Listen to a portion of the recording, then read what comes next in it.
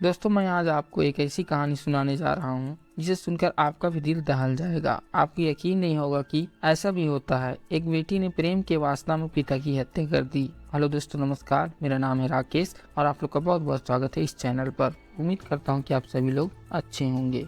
कर्नाटक की राजधानी बेंगलुरु देश का तीसरा सबसे बड़ा नगर है। बेंगलुरु के राजाजी नगर थाना क्षेत्र में नागराज रोड स्थित 5वें ब्लॉक में जय कुमार जैन अपने परिवार के साथ रहते थे।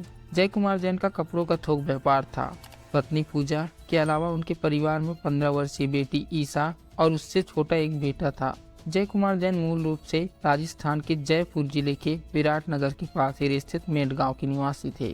पैसों की कोई कमी नहीं थी, इसलिए परिवार के सभी सदस्य ऐशो आराम की जिंदगी जीने में यकीन करते थे। जिन परिवार को देख कोई भी वैसी जिंदगी जीने का तमन्ना कर सकता था। परिवार में सब कुछ था, सुख, शांति, समृद्धि और संपन्नता। माता पिता अपने बेटा व बेटी पर जान से रखते थे। 41 वर्षीय जय कुमार जैन चाहते थे कि उनकी बेटी ईसा जिंदगी में कोई ऊंचा मुकाम हासिल करे, लेकिन जब एक दिन उनकी पत्नी पूजा और बेटे को पुंडुचेरी में पारिवारिक समारोह में शामिल होना था, तो जय कुमार जैन शाम 7 बजे पत्नी और बेटे को कार से रेलवे स्टेशन छोड़ने के लिए गए। इस बीच घर पर उनकी बेटी ईसा अकेली थी और यह बात 17 अगस्त 2019 शनिवार की है। पत्नी व बेटे को रेलवे स्टेशन छोड़ने के बाद जय कुमार जैन घर वापस आ गए। घर आने के बाद बाप और बेटी ने साथ साथ डिनर किया और रात को उनकी बेटी ईसा पापा के लिए दूध का गिलास लेकर कमरे में आई और उन्हें पकड़ा के बोली कि पापा दूध पी लीजिए। वैसे तो प्रतिदिन रात को सोते समय यह काम उनकी पत्नी करती थी, लेकिन आज पत्नी के चले जाने पर बेटी ने यह फर्ज निभाया। दूध पीने के बाद जय कुमार जैन अपने कमरे में जाकर सो गए, लेकिन दूसरे दिन यानी 18 अगस्त 2019 की सुबह लगभग 7 बजे पड़ोसियों ने जय कुमार जैन की मकान के बाथरूम की खिड़की से आग की लपटें और धुआं निकलते देख फायर ब्रिगेड के साथ पुलिस को सूचना दी। इस बीच जय कुमार जैन की बेटी ईसा ने भी शोर मचाया। सूचना मिलते ही फायर ब्रिगेड की गाड़ी बताए गए पते पर पहुंची और जय कुमार जैन के मकान के अंदर पहुंचकर उनकी बाथरूम में लगी आग को बुझाने लगे, लेकिन आग बुझाने वाले दमकल कर्मियों ने बाथरूम के अंदर जय कुमार जैन का झुलसा हुआ शव देखा। कपड़ा व्यापारी जय कुमार जैन के मकान के बाथरूम में आग लगने और आग से जलकर उनकी मृत्यु होने की जानकारी मिलते ही मोहल्ले में सनसनी फैल गई। देखते ही देखते जय कुमार जैन के घर के बाहर पड़ोसियों की भीड़ इकट्ठा हो गए। जिसने भी सुना कि कपड़ा व्यापारी जय कुमार जैन की जलने से मौत हो गई, उन्हें विश्वास नहीं हो रहा था कि उनकी मौत हो गई है। तभी आग बुझाने के दौरान थाना राजाजीपुरम के पुलिस भी पहुंच गई और मौके पर दाद पर पुलिस ने पूछताछ शुरू किया जय कुमार जैन की बेटी ईसा से। पुलिस को बताया कि सुबह पापा नहाने के लिए बाथरूम में गए थे, तभी अचानक इलेक्ट्रिक शॉर्ट सर्किट से आग लग गई और पापा झुलस गए, जिससे उनकी मौत हो गई। घटना के समय जय कुमार जैन के घर पर मौजूद युवक प्रवीण ने बताया कि आग लगने पर हम दोनों ने आग बुझाने का प्रयास किया, लेकिन आग नहीं बुझ पाई और इस दौरान हम लोगों के हाथ पैर भी झुलस गए। क्योंकि मामला एक प्रतिष्ठित व्यवसायी परिवार का था, इसलिए पुलिस ने उच्च अधिकारियों को भी अवगत करा दिया गया था। खबर पाकर सहायक पुलिस आयुक्त भी धनंजय कुमार, डीएसपी एन शशि कुमार घटनास्थल पर पहुंचे। इनके साथ ही फोरेंसिक टीम भी आ गई थी और आवश्यक जानकारी जुटाने व जरूरी कार्रवाई निपटाने के बाद पुलिस ने व्यवसायी जय कुमार जैन की लाश पोस्टमार्टम के लिए विक्टोरिया हॉस्पिटल भेज दिया। पुलिस ने भी यही अनुमान लगाया कि जय कुमार जैन की मौत शॉर्ट सर्किट से लगी आग से झुलसने की वजह से हुई होगी, लेकिन जय कुमार जैन की शव की स्थिति देख पुलिस को थोड़ा संदेह हुआ, लेकिन प्राथमिक जांच में मौत का कारण स्पष्ट नहीं हो पाया। इसलिए पुलिस ने इसे संदेहास्पद करार देते हुए मामला दर्ज कर गहन पड़ताल शुरू कर दी। डीएसपी एन शशि कुमार ने इस सनसनीखेज घटना का शीघ्र खुलासा करने के लिए तुरंत अलग अलग टीमें गठित कर आवश्यक निर्देश दिए। पुलिस टीमों द्वारा जय कुमार जैन के आसपास रहने वाले लोगों व बच्चों से अलग अलग पूछताछ की गई, तो एक चौंका देने वाली बात सामने आई। पुलिस को मृतक जय कुमार जैन की बेटी ईसा व पड़ोसी युवक प्रवीण के प्रेम संबंधों के बारे में जानकारी मिली। घटना के समय भी प्रवीण जय कुमार जैन के घर पर मौजूद था। पुलिस को समझते देर नहीं लगी कि जरूर दाल में कुछ काला है। मकान में जांच के दौरान फोरेंसिक टीम को गद्दे पर खून के दाग मिले थे, जिन्हें साफ किया गया था। इसके साथ ही फर्श और दीवार पर भी खून साफ किए जाने के निशान थे।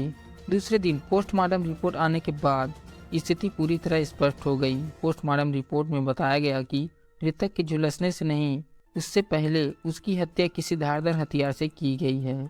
इसके बाद उच्च अधिकारी को पूरी जानकारी से अवगत कराया गया और पुलिस को शक मृतक की बेटी ईसा व उसके बॉयफ्रेंड प्रवीण पर गया। पुलिस ने दूसरे दिन ही दोनों को हिरासत में लेकर उनसे घटना के संबंध में अलग अलग पूछताछ की।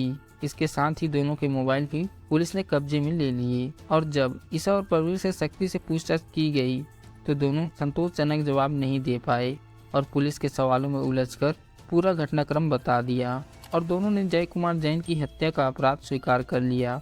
इन दोनों ने घटना की जो कहानी सुनाई उसे सुनकर आपका कलेजा बाहर आ जाएगा। जय कुमार जैन की बेटी ईसा बेंगलोर शहर के एक इंटरनेशनल स्कूल में पढ़ती थी और उसी स्कूल में जय कुमार जैन के पड़ोस में रहने वाला प्रवीण कुमार भी पढ़ता था। प्रेमी के पिता एक निजी कंपनी में काम करते थे और कुछ महीने पहले उसके पिता सहित कई कर्मचारियों को कुछ लाख रुपए देकर कंपनी ने उन्हें बाहर हटा दिया था और ये रुपए पिता ने अपने इकलौते बेटे प्रवीण के नाम में बैंक में जमा करा दिए थे और रुपए के ब्याज से ही परिवार का गुजारा चलता था। ईसा और प्रवीण में पिछले 5 सालों से दोस्ती थी और दोनों रिलेशनशिप में भी थी। प्रवीण ईसा से 3 साल सीनियर था। फिलहाल ईसा 10वीं की छात्रा थी जबकि इंटर करने के बाद प्रवीण ने शहर के एक प्राइवेट कॉलेज में बीकॉम फर्स्ट ईयर में एडमिशन ले लिया था। अलग अलग कॉलेज होने के कारण दोनों का मिलना बहुत ही कम हो पाता था। इसके चलते ईसा अपने प्रेमी से अक्सर फोन पर बात करती रहती थी। अक्सर देर तक बेटी का मोबाइल पर बात करना और चैटिंग में लगे रहना पिता जय कुमार जैन को पसंद नहीं था। बेटी को लेकर उनके मन में सुनहरे सपने थे, अर्थात ईसा और प्रवीण की दोस्ती को लेकर पिता को आपत्ति थी। जय कुमार जैन ने कई बार ईसा को प्रवीण से दूर रहने को कहा था, लेकिन ईसा को पिता की ये सब बात पसंद नहीं थी। जो कि ईसा दिखने में काफी स्मार्ट थी, अच्छी लंबाई के कारण वह अपनी उम्र से अधिक की दिखाई देती थी। उसे फैशन के हिसाब से कपड़े पहनना पसंद था और उसकी सहेलियां भी उसी के विचारों की थी, इसलिए उनमें जब भी बात होती थी तो मॉडलिंग, फिल्मों और इनमें दिखाए जाने वाले रोमांस की बात होती थी। पुलिस जांच में सामने आया कि एक बार परिवार को गुमराह कर ईसा अपनी सहेलियों के साथ शहर से बाहर घूमने के बहाने बॉयफ्रेंड प्रवीण के साथ मुंबई गई थी। मुंबई में 4 दिन रहकर उसने कई फोटोशूट कराया और फैशन शो में भी भाग लिया। उसने मुंबई से अपनी मां को फोन कर बताया था कि वह मुंबई में है और 5 दिन बाद घर लौटेगी। बेटी के चुपचाप मुंबई जाने की जानकारी जब पिता जय कुमार जैन को लगी तो बेहद नाराज हुए और ईसा के घर लौटने पर उन्होंने उसकी बेल्ट से पिटाई की और उसका मोबाइल भी छीन लिया। जय कुमार जैन को बेटी की सहेलियों से पता चला कि उनके साथ नहीं बल्कि अपने बॉयफ्रेंड प्रेमी के साथ में गई थी, तो इस जानकारी ने उनके गुस्से में आग में घी डालने का काम किया। ईसा बचपन को पीछे छोड़कर जवानी के दहलीज पर कदम रख चुकी थी। पिता जय कुमार जैन को बेटी के रंग ढंग देखकर उसकी चिंता रहती थी, जबकि ईसा के ख्यालों में हर पल अपने प्रेमी प्रवीण की तस्वीर रहती थी। वह चाहती थी उसका दीवाना हर पल उसकी आंखों के सामने रहे। जब पिता द्वारा इतनी पाबंदियां लगा दी गई तब दोनों चोरी चोरी शॉपिंग मॉल में मिलने लगे। ईसा द्वारा मोबाइल छीनने के बाद जब ईसा ने अपने प्रेमी को यह बात बताई तो उसने ईसा को दूसरा मोबाइल लाकर दे दिया। अब ईसा चोरी छिपे प्रवीण के दिए हुए मोबाइल से बात करने लगी और जल्द ही इसका भी पता पिता को चल गया। उन्होंने यह भी मोबाइल छीन लिया। इससे ईसा का मन विद्रोही हो गया। पिता की हिदायत रोक टोक से नाराज ईसा ने प्रेमी को पूरी बात बताने के साथ अपनी खोई आज़ादी वापस पाने के लिए कोई कदम उठाने की बात कही और यहीं से शुरू होता है हत्याकांड का खेल। हत्या के आरोप में गिरफ्तार मृतक की नाबालिग बेटी ने बताया कि वह पिछले 1 महीने से अपने पिता की हत्या की योजना बना रही थी।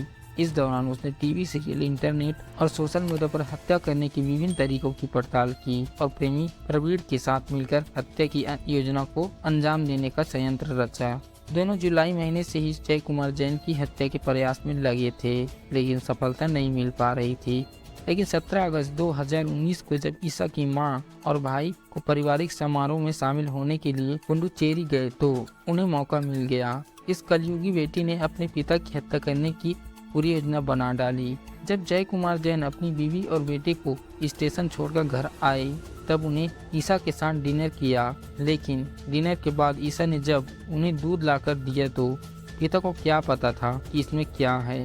दरअसल ईसा ने उसमें 6 नींद की गोली मिला दी थी, जिसे जय कुमार जैन पीकर कुछ ही देर में बेहोश होकर बिस्तर पर लुढ़क गए। पिता को सोया देख ईसा ने आवाज देकर और थपथपाकर देखी और पूरी तरह संतुष्ट हो जाने के बाद उसने प्रवीण को फोन कर घर बुलाया और प्रवीण अपने साथ एक चाकू लेकर आया और ईसा भी किचन से चाकू लेकर आई और दोनों ने बिस्तर पर पड़े जय कुमार जैन की गले और शरीर पर बेरहमी से कई वार किए, जिससे उनकी वहीं मौत हो गई।